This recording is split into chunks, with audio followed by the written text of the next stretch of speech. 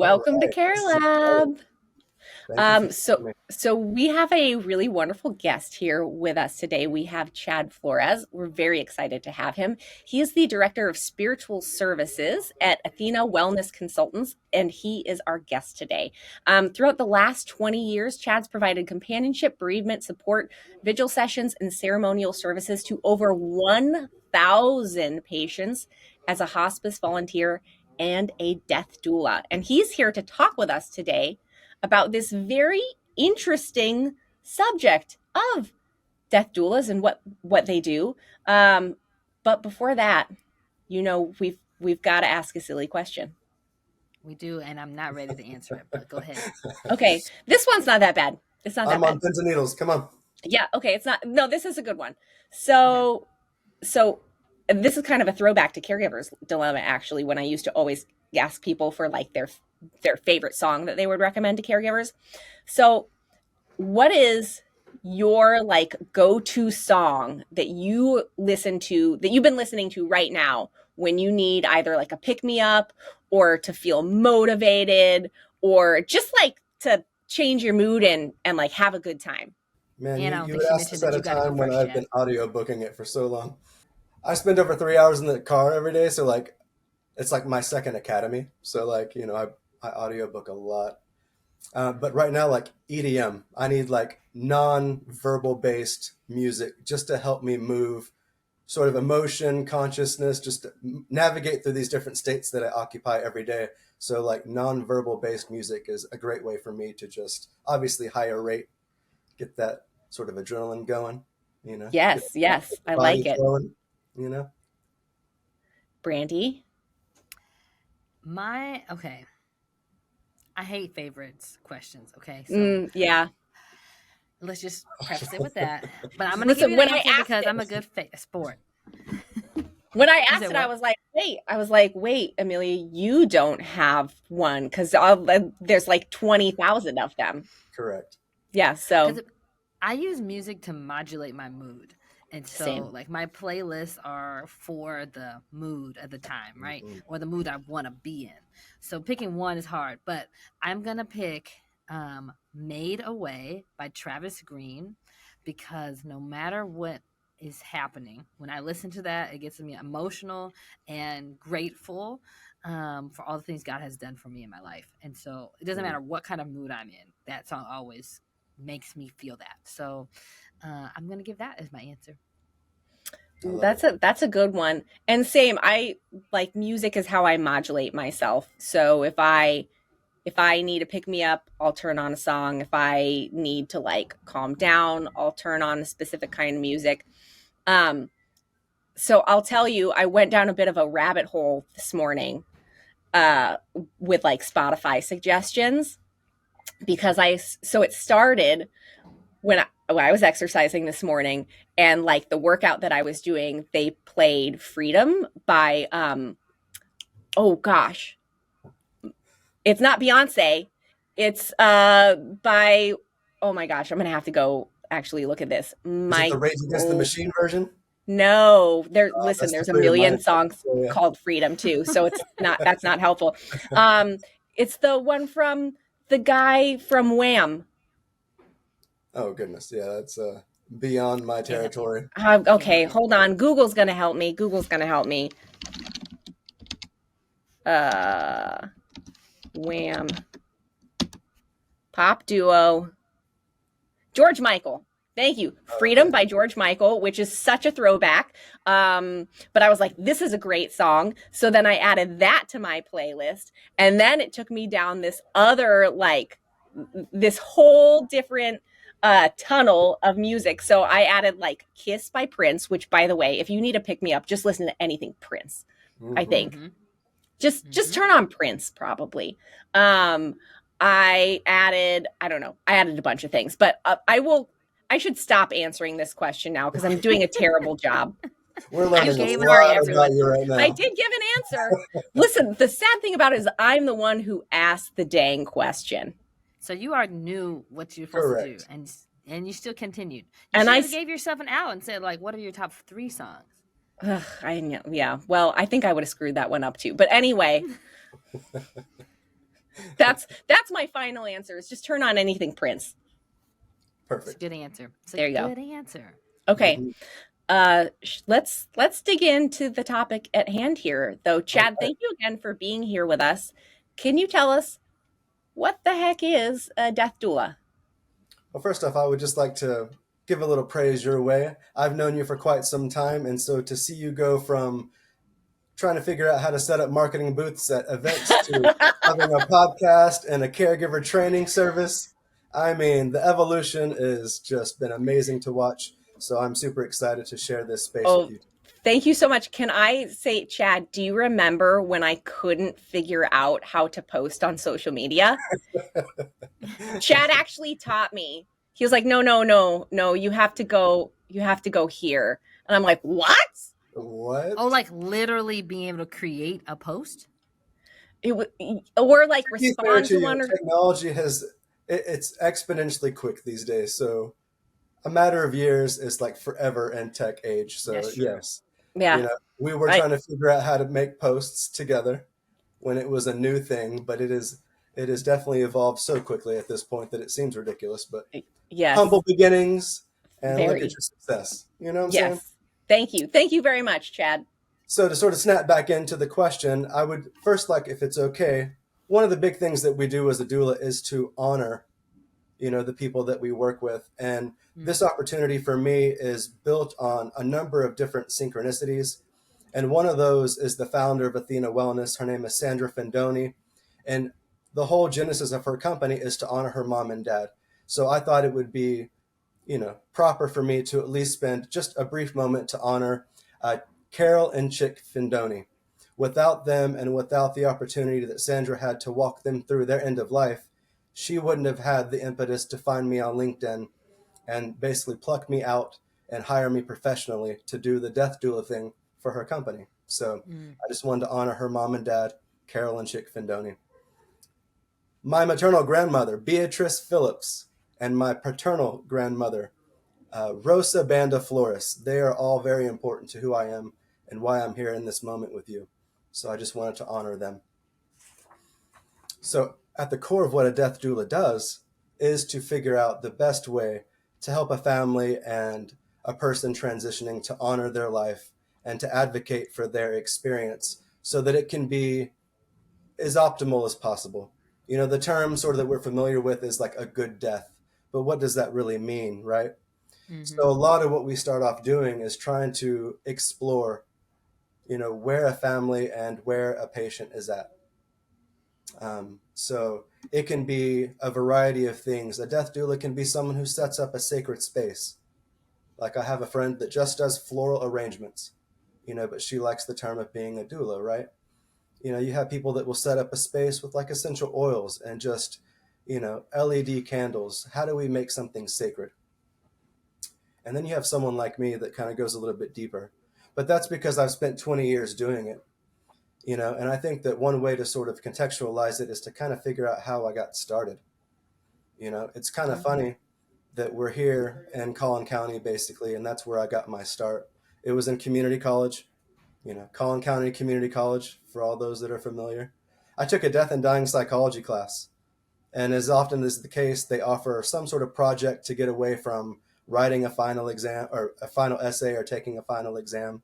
And I got that opportunity with hospice volunteer work.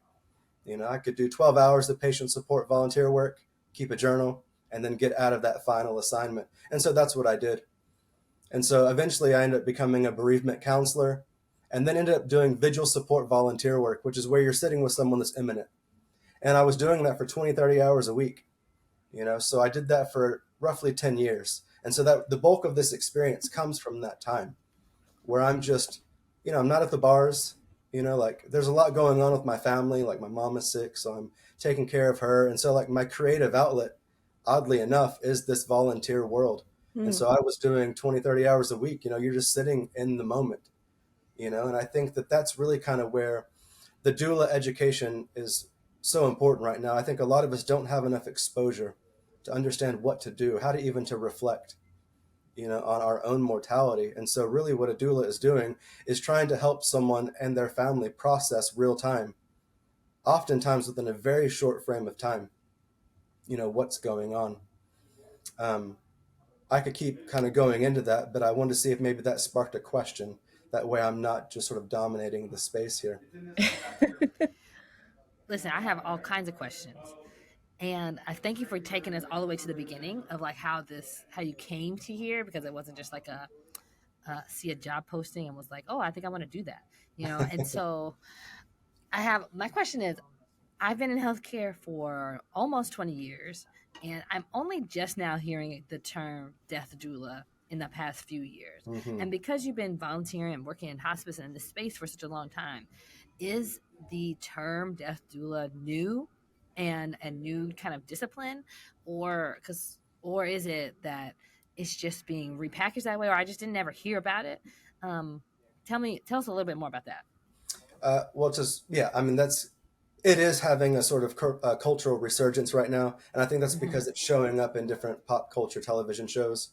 Mm-hmm. But the practice itself has been around for time immemorial, right? Like in Aboriginal or shamanic cultures, they were called death walkers, people that would literally walk you through your transition. In like the Tibetan Book of the Dead, you have examples of Buddha of monks basically chanting, someone who's going through the dying process through the different levels of the underworld and into, the afterlife. You see the same in the Egyptian Book of the Dead. So like thousands of years, we've seen these practices evolve. You know, with the Black Plague, we had like the Ars Moriendi, which was like the priesthood trying to figure out how to basically take care of the dying and how to ceremonialize, you know, the process amidst just numberless deaths every day. So like, how do we approach this? Like you get the masks and you get all the, so like it really comes down to focusing on different cultural sort of time period or time frames. But the practice itself has been around for so long. Death doula, I think we have this sort of direct parallel with like a birthing doula, someone who Mm-hmm. brings in life, and then a death doula as someone who helps take or transition life from this to the next. And it can be, and this is kind of where the specialization of a doula is sort of at the forefront of the focus here, because like it can be a variety of different things. Like I have a specialization in actually being there with them and oftentimes walking them through either through prayer work or through, if you're familiar with like different sort of forms of energy work. Some people like you to approach it energetically. So like we're dealing with consciousness here, right? A lot of the times what we're dealing with in care, like hospice care, home health, etc., it's just the physical body. But there's so many different layers. So, but it all comes down to energy and consciousness. And so someone can basically tune into that and help someone transition from that perspective. And so it can go pretty deep really fast. But to kind of circle back without once again dominating, which is so easy to do because I'm so passionate about it. I love it. The term itself is just coming back. I think people are scared of the term because it has death in it. They're curious about it because of a doula and they know the birth side, but they don't understand how it could be tied into death. I think people are preferring end of life specialist as opposed to death anything because our culture is so caught up in being fearful and anxious of dying that we don't think about it. And so if you say death, it just freaks you out, you know? So, yeah. Why do you think that this is so important to help provide people as they like are transitioning? Why do you like, obviously you're so passionate about this. I love that. I honestly I could just listen to you talk about it for a really long time. Like what do you think is so important and necessary about this kind of work for people? So I've had 3 conversations just this week. And the core sort of theme was that are you angry when you get into these situations about what you see in this space? And what this basically is sort of anchoring in is the reality that oftentimes patients are being sort of hooked up to all the machinery and their life is being prolonged way past its organic sort of viability. And so like what that leads to is that the patient's sort of quote unquote good death is no longer being advocated for or even understood. And really they're getting caught up in sort of, you know, the technology and the sort of miracle cures that we always have hope for. And oftentimes that's because the family isn't able to accept, dying. They want to prolong the life of their loved one beyond what the loved one actually wants, right? And so what we're dealing with is sort of the family dysfunction, you know, because we don't think about mortality in our culture, generally speaking. When we're approached with a hospice sort of 3 days or 2 weeks or 6 months, like it's such a small amount of time to do a life's work of processing, that honestly what ends up coming out is all the fear and the anger, you know and what that Mhm. looks like. And estate planners, they love what we do when we work together, because they can bring me in early on to basically iron out all the dysfunction, so that as we're approaching end of life, the family's not arguing about the TV or the house or trying to get into the will or the money. They're not focused on the possessions.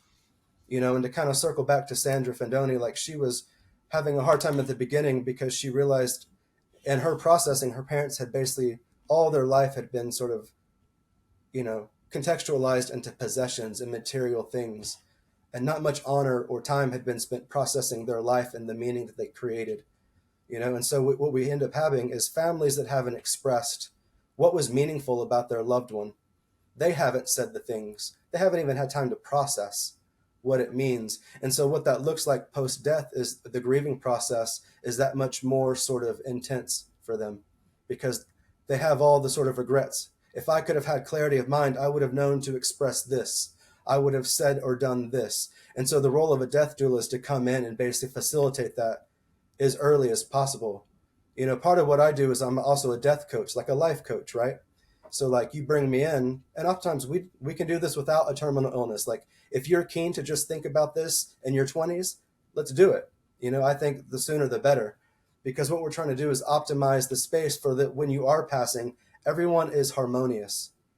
You know, One of the things you learn as a volunteer, and obviously with your experience, is that as the senses start to go in the dying process, hearing is one of the last ones to go, right? So let's kind of Mhm. have a harsh reality check here. If you have a patient that's dying and around them is dysfunctional family dynamics, and you hear all the bickering and all the sort of, you know, toxic comments and the emotional sort of lashing out, and that's all you're surrounded with, that's not, quote unquote, the good death that we're striving for. And families are so uneducated that they think that the family, even in cases of like Alzheimer's and dementia, they think that the family member no longer can hear them or understand them. And I can tell you that's not the case. you know Anyone that's intuitive in this space can know that the person involved is picking up on all this information, and they're experiencing the anguish and the anxiety and the wish for other things. you know so like, I think that that's really where I'm being thrown in the most, is just to help iron out these dysfunctional dynamics and to really be there for the patient. You know, I'll kind of stop there because we probably have another question, but that can continue on into other things, and I assume we will. Hey there, it's Emilia. Listen, I am so thrilled to have a great resource like Ask Sammy as part of the CareLab team, and here's why. It's a game changer for aging in place because it makes it so simple. All you do is ask. Just type in your question or even tell Sammy what the problem is and get tailored solutions. Everything from innovative adaptive equipment to comprehensive resources. It's a great way to become more empowered, to live more independently, and to live with greater confidence. And my favorite thing about how Ask Sammy works is it's deeply rooted in dignity and practicality. So, whether you're a fellow therapist, a care partner, or someone who's seeking solutions for themselves, visit www.asksammy.com. We're going to link it in the show notes so you can find it there. Start making home more accessible today. Now, back to the show. You brought up something interesting, was that financial management or wealth management appreciates when you're involved. And so that made me think, oh, first of all, it makes total sense. But the question I have really is, how do you see death doulas being accessed? So, like, you Mhm. work for Athena Health, and so I've seen it happen as part of hospice. That makes sense. You're at the bedside. But to be engaged at like the wealth management stage, or with a 20-year-old who's not dying but thinking about death? Like, tell me, how are the ways people might access a death doula? Well, through platforms and opportunities like Oh, this. I think that right now with the resurgence, we are educating, having the conversations. There are things like death cafes. I don't know if you've heard that before. That is People all will new to me. set up shop, sometimes just like at a coffee shop or a lab, like a luxurious restaurant, and they'll invite people just to show up and just eat and have conversations about dying. There are cool little tools like the end of life or death decks. I don't know if you've heard of those, but it's basically card decks that have been created that have topics. It's sort of like Cards Against Humanity, right? Where you have these topics that are supposed to elicit responses and get a mm-hmm. conversation going, but it's geared towards the end of life space. So you have tools like that. You have little toolkits that help you understand what we even look like essential oil wise, how do you set up a sacred space? Basically just ways to sort of go into the conversation and begin just thinking about it. I think ultimately you're seeing us being used as volunteers primarily, word of mouth. Obviously I was found on LinkedIn because I identify as a death doula as, my occupation. And so that's how Sandra found me. I had another person reach out. They were having a presentation in Florida and the topic of death doulas came up and someone found me on a registry, a national list. So I think it just depends on who's looking for the information and where it's accessible, the most. And I think right now what you're providing to the community is probably the best avenue at this point because we're digesting information at a rapid rate and podcasts are the way to go, audiobooks, etc. But generally speaking, before sort of all of this, it really was just word of mouth or showing up as a volunteer and not identifying like, hey, I'm Chad the Death Doula and I'm here to support you. It really was just being in the space and sort of, operating as such, you know. Can you talk a little bit about what the difference is maybe between hospice care and having a death doula? Because I think Ooh, that that's can be like a confusing distinction. correct. Uh, the most simple way to look at it is that hospice care is going to be the clinical side of things, taking care of pain, trying to create comfort as optimally as possible. You're going to have, psychosocial support through the social worker and the chaplain, you know, and so all these work in tandem to take care of the basic needs of the patient. I think the way that I approach the conversation when it comes to this topic is that it's sort of like a battleground, right? Like I'm the one that will go through it with you. And not to say that a social worker, a chaplain, or a loved one wouldn't or couldn't, but like I'm able to spend as much time as is necessary, to go as deep as possible with you, you know. Whereas if I'm being funded by, an insurance, I may only have a limited number of time, you know. And it's sort of hard to, like if you think about like an IDG meeting, right? It would be sort of hard to make what I do hyperclinical, because we're dealing with things that sometimes can't be quantified.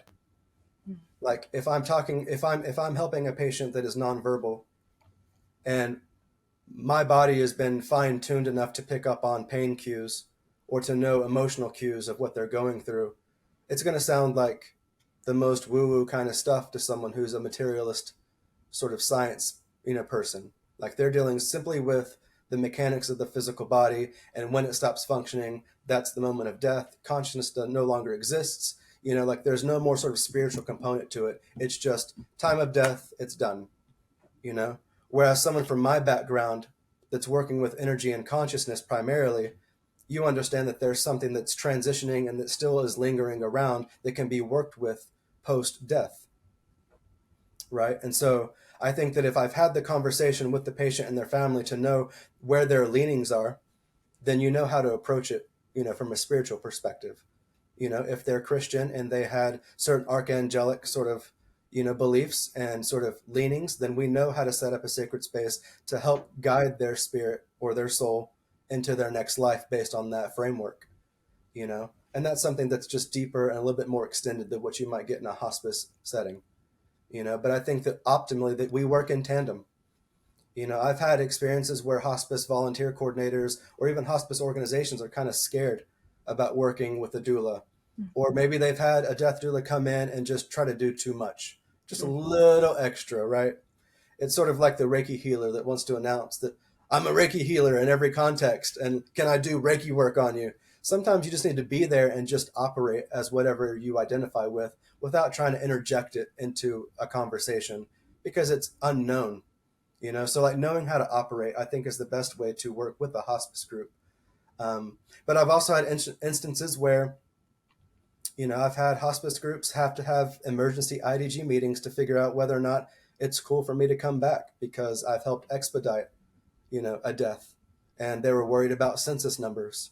Like if Chad's coming around and we're losing patients because he's doing this death doula thing, which is freaky to us, without understanding what's really going on. Like, is it okay? We got to keep people in the beds, right? We got to keep, our operation funded. And so education is just so important right now because I think people think that a death doula is someone who has their finger on the pulse of life and death, and that's why it's freaky to them. It's sort of like, did you hear the story about the cat that would travel to all the different rooms? And if the cat traveled to the room of a patient, that patient would die within 24 hours. Did y'all ever hear that story? No. So there's a number of these sorts of stories where there's an animal or some sort of an occurrence where if it shows up. Are you saying you're the cat? Well, people think that I'm like the cat. If I visit, then they're going to pass, and that can be possible. Yes. If the sort of portal, so to speak, is open and the patient really is ready and everything is just aligning and you just need a little extra help, then sure, I can be of service there. But like, I'm not going to walk in and just like, oh, there they go, and I think that's kind of the simplistic way that it's looked at because it creates so much fear and anxiety because once again, you're dealing with something that is a huge unknown. We are built to focus on life, the birth of a baby. We're going to create a whole room. We're going to have the crib, the toys. We're going to do all this stuff, but we never spend any time even thinking about death. It just freaks us out, And so like anything associated with the term, it's a huge unknown and people don't know how to process. They don't even want to process. And so like, it's easy to project all that fear and anxiety onto someone who's doing this sort of work, even if you're offering it as volunteer time, like it still just is freaky to them. So the interesting thing about what you just said is that everybody does only two things the same. We all are born and we all die. Correct. And we spend all of our effort and energy on the birth because that's the fun part and it's bringing a new baby into the world. And so in juxtaposition with like a birth doula, I liked what you said a little bit ago in which you're there as essentially an advocate and the person who's going to go through this with the least amount of complications or ties with the person who's actually dying. And like that's what a birth doula does, right? They're not delivering the baby. They're not cleaning the room. They're not doing any of the other stuff and have any of these other goals. The only goal is to help the mother be as comfortable as possible to do the best job she can to birth the baby. Correct. And so in a similar context, you're helping the person who is dying to be able to go through whichever framework they want to go through, but go through it and get to this other side, whatever the other side is in their opinion. And so this is a big unknown because we don't do a lot of this. And it's okay if there's no answers. It's just an honest question, not like pushing back on anything. But is there any research or any studies that talk about like how people experience death or like how soon they might die after engaging with a death doula or somebody on this continuum? It's not a continuum. I mean, like not the word death doula, like you were talking about. Yeah. People have been doing this work since ever because we've been dying since ever. Correct. So like, do we have any research or studies or just like information to know like how this impacts us?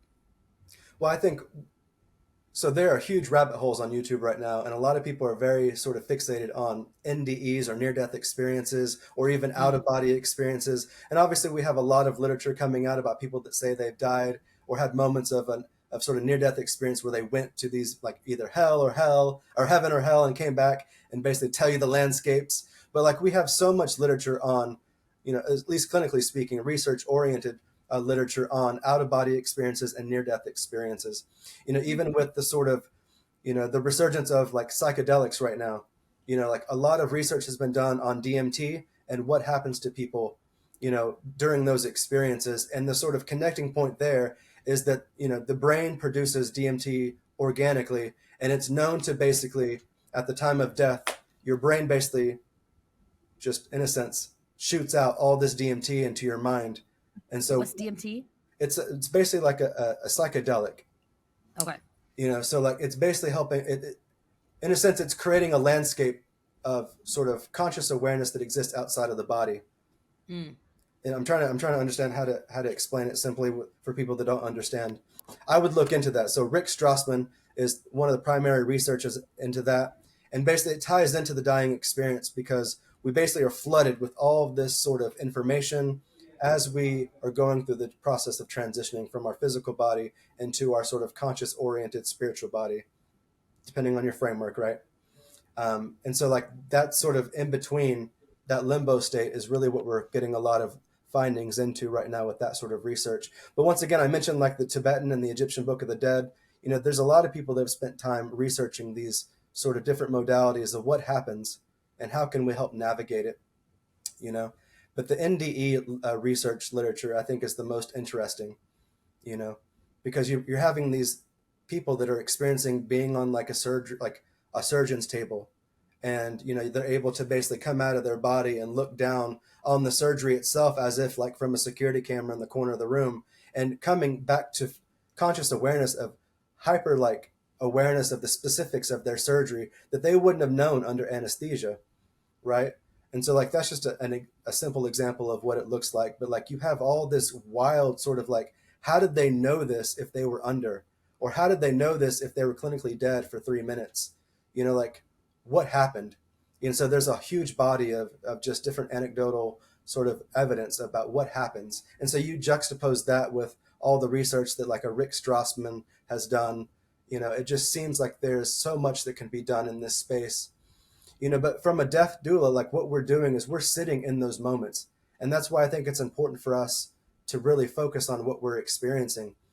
Like if you think about like a Venn diagram between life and death, you have that middle ground, and what's going on when those two different forms of life expression are merging, that's what we're sitting in. We're basically downloading information in those moments. And so that's how you can fine tune your body to pick up on different cues, and you can receive downloads about what is going on in the dying experience and come out and journal it or write it, or use it to inform the way that you approach it later on. And I think that's ultimately what we're trying to do, is create a presence. Can you sit in this moment without trying to consciously think about what to say to fix something, or without trying to be fearful or worried about, where you're at in the will? Like how can we get everyone to be optimally present so that we can just be in this moment organically together and really just receive what we can receive, CareLab listener, I have a question for you.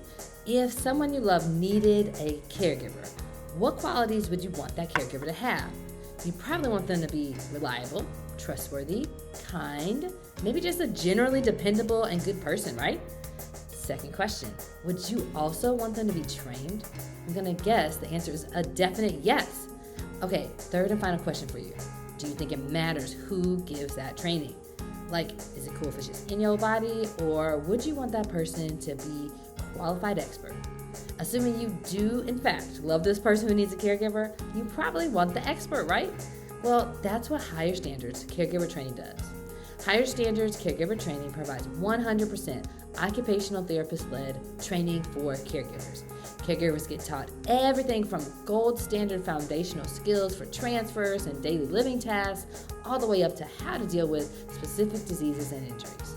And most importantly, they are taught all of these things in a way that is practical and enhances the participation of the person who needs the care. And it actually protects the safety of everybody involved. Why? Because everyone deserves a higher standard. For a course for individuals or learning about training for care for organizations, find that information at higherstandardscaregivertraining.com. I feel like I'm doing it again. So next question, please. No, I think that's great. I feel like what you're saying, and I do have a question after this statement. I feel like what you're saying is really trying to facilitate that connection Mm-hmm. between everyone so that everyone can kind of feel what's going on together and be at peace. Is that sort of it in a simplified way? In a simplified way, yes. What draws you to do this work? And like, we know how you came to do this work, but like, what is it that draws you into doing this? It's my way to creatively process and express through my anger about what it actually is. Like when you think about a life, it's already difficult enough, right? The soul already has to go through so much developing through this life that to think and to experience that it's more tragic and shocking during death, it angers me, right? It's very frustrating, because no focus is given to the patient, typically speak. And when I say this, I mean like outside of taking care of the physical pain and outside of the work of a social worker and chaplain, not much else has been given to the patient to process their own dying process. They've been thrown into this, and there's so much unknown that they don't even have time to understand what it is they're about to go through. And it's like if we are honoring the birth, why aren't we honoring the dying?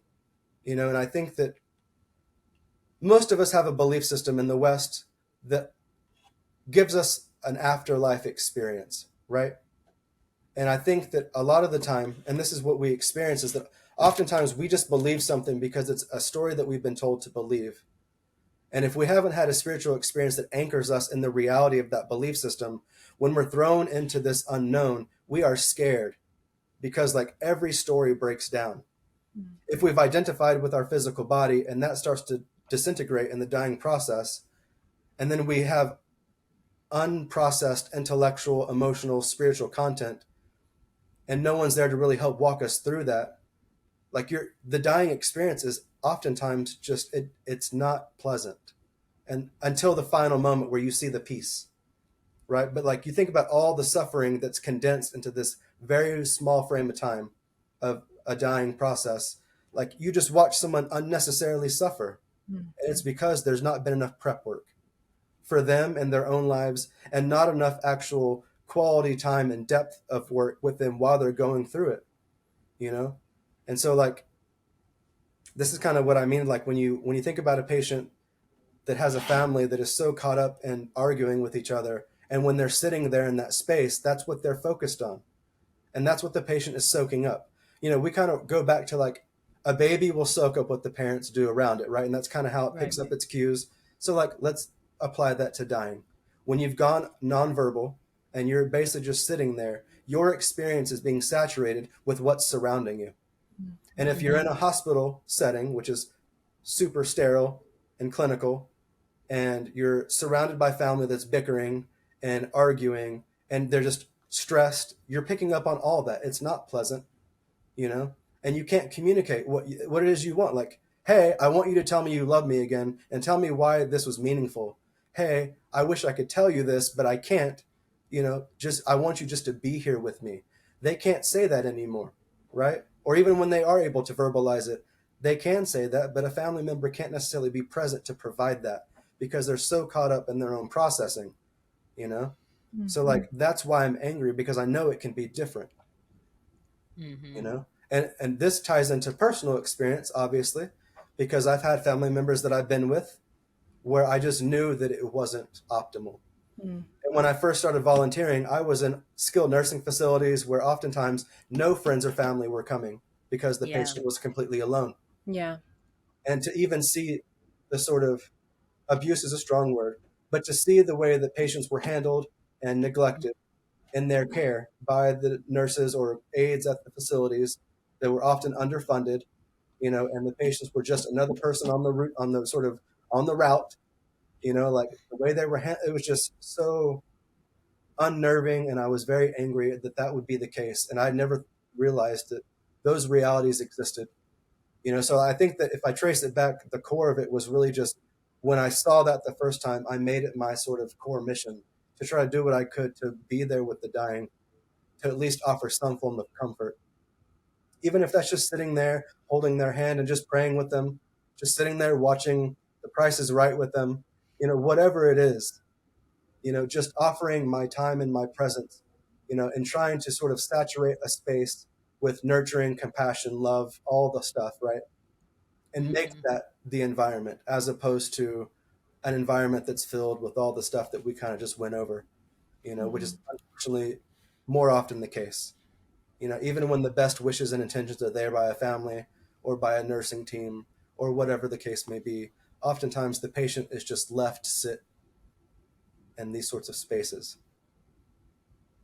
So. And it feels not right to you. And so you're using Correct. your time and It's not energy right. to make that better, which makes total sense, because everything else that we do in life that we must do, we make it as enjoyable as possible, right? Mm-hmm. Like, we must eat. If we don't eat, we will die. And Correct. so therefore we cook food. We spend all this $1 billion industry of like recipes and like all the ways to cook, enjoy, engage with food, because we have to do it. So we might as well make it more enjoyable experience. But because we don't like to deal with death for obvious reasons, we've neglected to create an experience around that is as pleasurable or as good as it can be, right? Like, no, I mean, it's the same thing for like, it's almost the same thing for working out. I'm going to use that example. So like, nobody really wants to get up and get working out. The end result is going to be beneficial to you and you do it.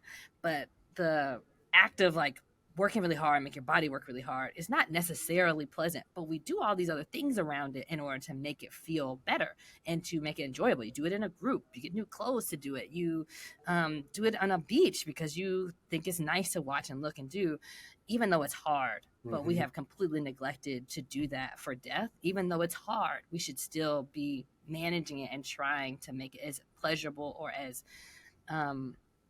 good of an experience as it can be for that person. And then by default, hopefully it's also making it a little bit better to deal with for the family.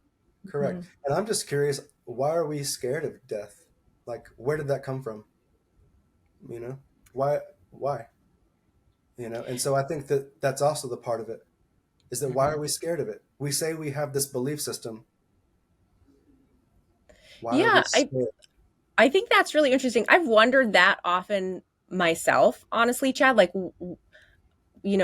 because we do have such a fearful and negative view of like death in our culture and society. We really, the focus is on living as long as possible, sometimes to the detriment of someone's comfort or quality of life, actually, right? Like we see this all the time, unfortunately.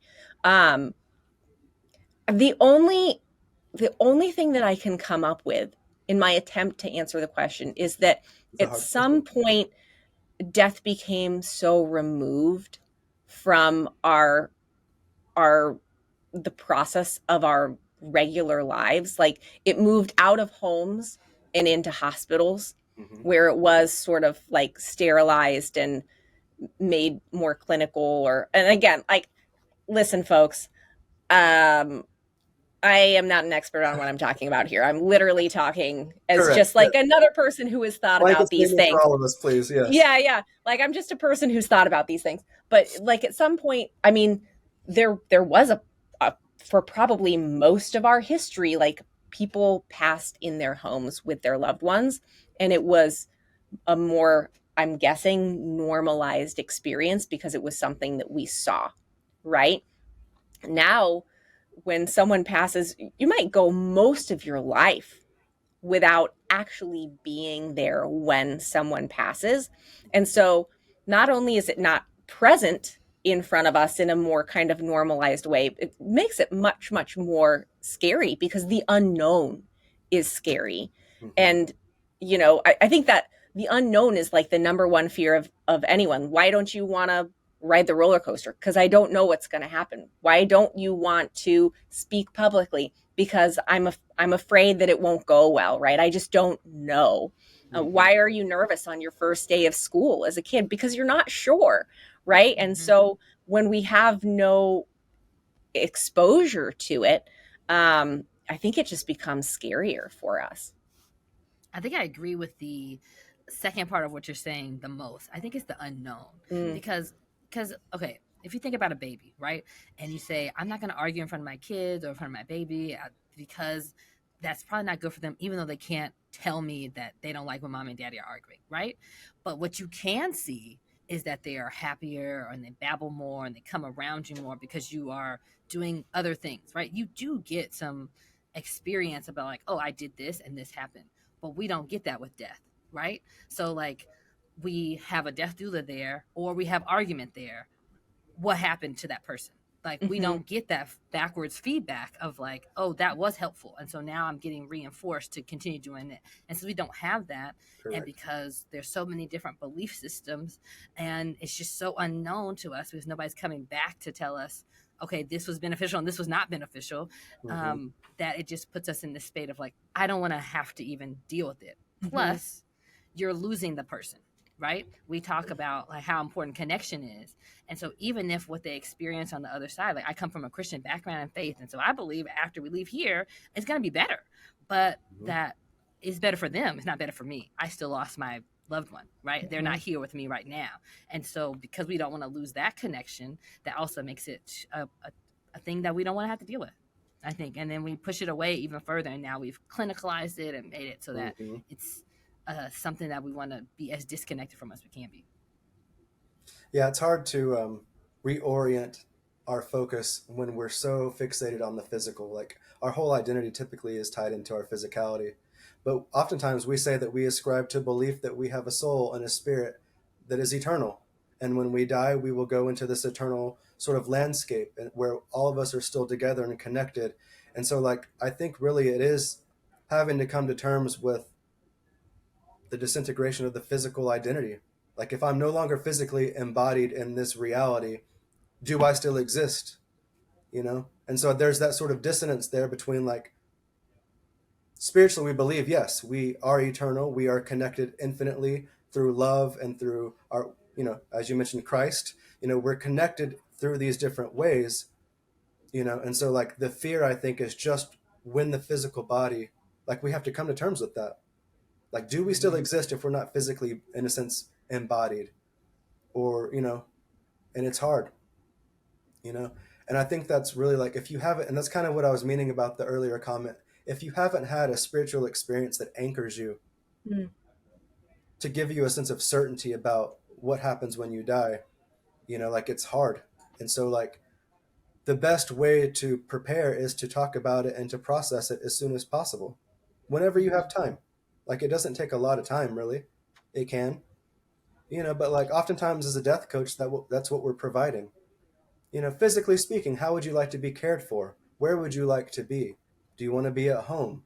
Do you want to be next to nature? Do you want to be out in nature next to a spring or a pond? Or where do you want your physical landscape and body to be cared for? What are your sort of emotional, like how do you process the emotions and the thoughts? What sort of legacies do you want to create? Like if you're a grandparent and you have a grandchild that's going to be driving when you're not around, like do you want to create like a time released video or letter or something to pass on wisdom so that you can give them what you would like to tell them when they get their driver's license or when they graduate from high school or college? Let's map it out, right? And I think that alleviates most of the fear-based processing, because I think it comes down to, well, if I no longer exist, will I still be meaningful to those around me? Will I be remembered? Like it's sort of like almost egoic in a sense. We want to make sure that what we did in our life meant something, and we want to be able to be remembered. you know but spiritually, soul, mind, like we're all connected still. But I think it just comes down to the sort of the incarnation that we're currently in. We want to make sure that it meant something, and to be thrown into all that with 3 weeks to live, and for your family to be thrown into that, when Mm-hmm. like they're still soccer mom, they're still going through this, they haven't had time to even process what they want to do for the weekend, more or less, how to sort of encapsulate someone's life and communicate all that they wish they could communicate. Like, it's just, our life is so complicated and fast paced that it's almost like we don't have the ability to carve out just a space to process. So that's why someone like me can come in and just help you. It's like you provide that objective viewpoint. You can see everybody for where they're at, and you can help facilitate, you know, what they can do, and as much time as we have. Like I was like, hospice groups oftentimes use me as an emergency vigil support volunteer, Mm. and I had an experience recently where I was asked to go be with a family, and in the house when I walk in, there's like 12, 14 people there. The patient is on a hospital bed in the middle of like the kitchen living room area, and no one is paying any attention to him. Everyone's on their phones. There's two big screen TVs blaring movies that aren't even the same movie. So it's just like distraction upon distraction upon distraction, and nobody's even wanting to make funeral arrangements. They don't want to talk about it. It's sort of like what's called like word magic. If I speak about death, it's going to make it happen. Mm. Mm-hmm. It's going to quicken it. So they weren't processing, they weren't talking, right? They weren't even saying meaningful things to the patient. They weren't nurturing physical touch. They weren't doing anything at all except just sort of occupying this awkward space where someone's actively dying and they're not really wanting to process or accept it. Right. So I was brought in to basically rapidly, provide a quickening process, so like, how do I help them start reorienting their thought process to say what needs to be said, to process the reality of it so they can start, you know, in a sense, having catharsis, right? As a family, let's process this. And I was able to do that in roughly 2 hours, right? Mm. You just have to come in and you have to know what to look for, and you have to be able to have the hard conversations, right? Mm-hmm. So oftentimes doctors, or like I mentioned, estate planners, they will utilize a death doula to do exactly that. It's like sort of like having the auditor come in, like, hey, you're going through this, but you're not taking care of any of these needs here. You're not even focused on the reality here. Let's figure out action items and let's do these things, right? So I don't know how I got off on that tangent, but I'll stop I think there. that's really important though Yeah. that you Yeah. brought that out because it makes a ton of sense. And then everybody in the room knows that you don't have no side here. Like you literally just walked in off the street, but you have these skills. And so like you can help them get started talking without all the baggage that usually comes with families and relationships and all that stuff and like make the thing happen. I'm actually pretty impressed that you could take that group of people in 2 hours and get them to a point in which they were dealing with it, you know? Hmm. Because Well, they're actively doing everything not to deal with it, even though they dutifully showed up. so this is just so when I mentioned, so when you've done something for as long as I have, and you've sat in this space long enough, like you become finely tuned to pick up on all the cues, right? And so oftentimes what I do in my first moments is just sit there in silence and just observe and sort of intuitively, energetically pick up on all that's present in a given environment, right? And so this obviously is combined with an avid meditation sort of practice. Like there's a lot that I do to keep myself sort of stable and able to handle all the emotions, right? So like I have a deep meditative practice, a deep prayer life. So I basically have trained myself over 20 years to be able to do this in silence and to know how to basically take action based on the information that I receive, right? A mother's intuition knows when their child has been hurt. It doesn't matter how much distance is between them. So, as a death doula that spent so much time in this space, I can pick up on the cues of a patient and know how to take action, right? Even when a patient doesn't have any family and they can no longer verbalize, they can tell me what they need. I've experimented, right? Like a lot of this is experimentation.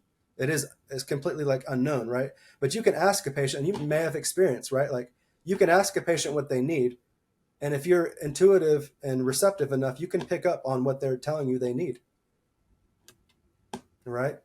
So like that's ultimately what we're doing is we're fine tuning a mechanism to receive information on how best to give someone what they need at end of life. Mm-hmm. Well, I feel like we could continue talking about this for a long time because it's such a like rich subject, and frankly the end of life and death are topics that really deserve more time and more thought Mm-hmm. from all of us. What we do need to probably wrap up here, though. I want to be respectful of your time. Thank you so much for being here today, Chad. Would you tell people a little bit before we finish here, where can they find you? Where can they find information about death doulas that may be in their area? Maybe how can they get connected with services that, if they're listening to this and thinking, oh my goodness, that would be really, really helpful, like how can people access that? Sure. Yes. Thank you both for having me. We could definitely keep going because, as you can see, the conversation it's multi-layered and there's so much.